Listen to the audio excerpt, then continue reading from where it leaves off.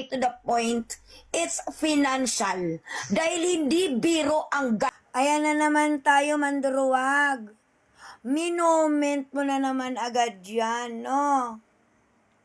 Inililinaw ko. Hindi pabigat sa akin si Natsuki. At never si Natsuki humingi ng financial assistance sa akin patungkol sa mga kaso-kaso nito.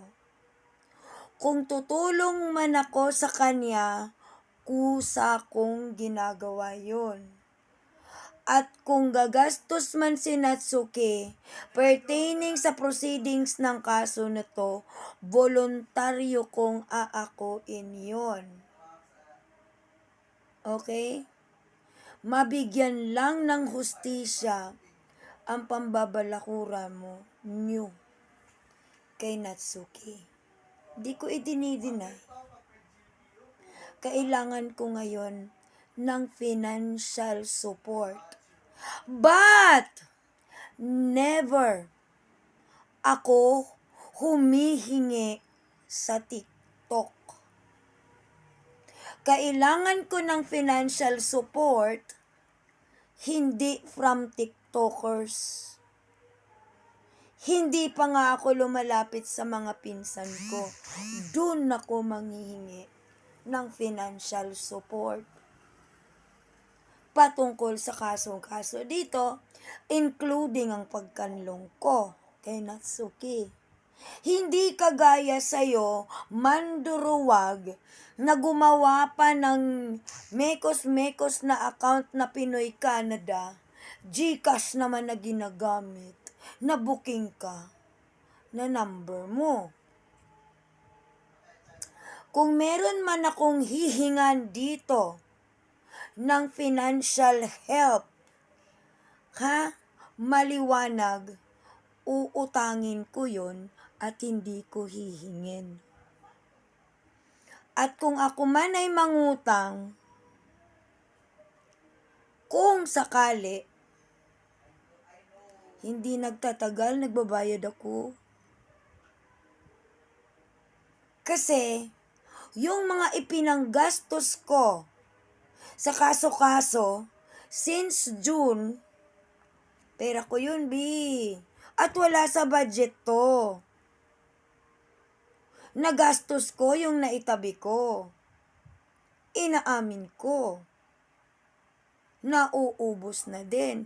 Di naman kasi ako kagaya sa inyo na may sponsor. Diba? Pera kong sarili to na itinatayo ko ang integridad ko at ang kredibilidad ko ng sarili kong pera at hindi ako humihingi at nanguuto sa kung kanino man.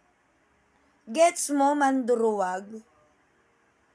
Kung gagastos man ako sa mga appearances and all the pleadings and all the acceptance fees ng lawyer, it's from my own pocket, not from anybody's pocket, anyone's pocket. At kung paglagay man kinukulang ako, dahil hindi man ako kayamanan kagaya mo at kay Bituin, na nagkukulod para sa akin, ginagawan ko ng paraan, B. Dami-dami mo nang nagbebenta yan si bruha ng mga lupain. Antayin mo, pag binayaran na ako doon. Kasi magbibenta pa lang ako, hindi ako nagbenta na. Nililinaw ko dito Bagul. Norberto, I never ask Jorace and Bituin pala.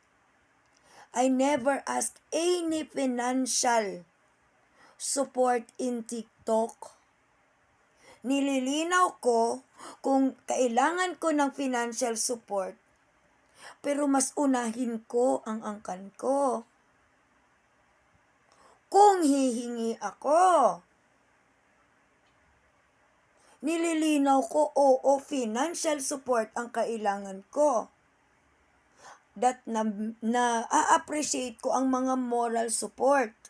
Yung kaya mo yan, huwag kang aatras. I need it also and the prayers. But doon ako sa praktikalidad na side. Ayokong magpa-eme-eme. Kailangan ko ng financial support pero hindi ko hinihingi dito sa TikTok. Kung manghihingi man ako ng financial support from my cousins, from my titas and titos, dahil hindi pa ako humingi dun eh. Even nga gatas ng anak ko, pangangailangan ng anak ko, hindi ko ipinanghihingi yun dun. Kaya hindi pa certain, hindi pa tiyak na manghihingi nga ako ng financial help or financial support sa mga pinsan ko. Dahil ginagawan ko ng paraan. Gets nyo? So itong pagkanlong ko kay Natsuki, hindi niya ako kinalabit na Mami Bru, tulungan mo ko. Ganito ang gastos ko. Walang ganun. Kusa akong mag-aabot. Kusa akong tutulong sa isang Natsuki na binalakuran yung walang kalaban-laban. Mag-uumpisa pa lang siya sa panibago niyang trabaho. Of course. 'Di ba? Saan ba si Natsuki ikumpara mo? Sa kapasidad mo bituin. Sa kapasidad mo mandalulu. 'Di ba wala? Pero patuloy niyong binabalakura. Kusa at voluntaryo kong tutulungan ko si Natsuki. Kakanlungin ko siya. Dahil hindi ko maatim nababuyin siya ng kagaya lang din sa inyong umaasa ka mandarwag sa bigay ng OFW at pang-i-scam mo. Hindi rin kayang pantayan ng pera mo ni Ning B. Diba? Pero nagtataka ako. Kung personal mong pera yan, willing kang gumastos ng kahit magkano para lang dautin ako at si Natsuki? Dinideny mo na hindi kayo ang nasa likod ng pag-dismiss sa kaso sa Muntinlupa. Pero kumakanta ang minion mo, bituin, na ikaw ang gumastos dun sa gastos ng hotel sa Tarlac. For what reason? 'Di ba? Bakit kung hindi kayo magkakilala at wala kayong collusion sa Muntinlupa, dinideny nyo eh. At pumapalakpak kayo na di umano'y pinaniwalaan kayo ni Alfred, and that's the most important part. Pero patuloy pa rin ang collusion ninyo. And I will be using this again to my benefit. Nililinaw ko dito. Hindi si Natsuki nangalabit sa akin na tulungan mo kami financially. I offered every help that I extended to Natsuki. Sasamahan ko siya sa NBI dahil hindi kagaya ng personalidad ko si Natsuki na pag sinabing balik ka next week, hindi manggigiit. Ako manggigiit ako eh. So maliwanag tayo dyan.